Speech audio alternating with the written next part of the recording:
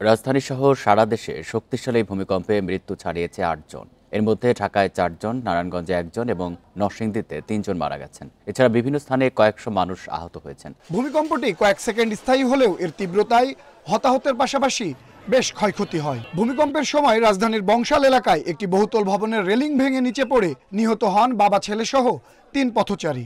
আহত হন ৬ জন।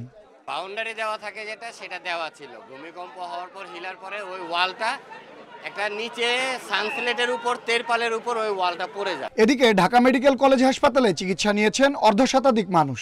এর মধ্যে ৫-৬ জনের অবস্থা গুরুতর বলে জানিয়েছেন চিকিৎসকরা।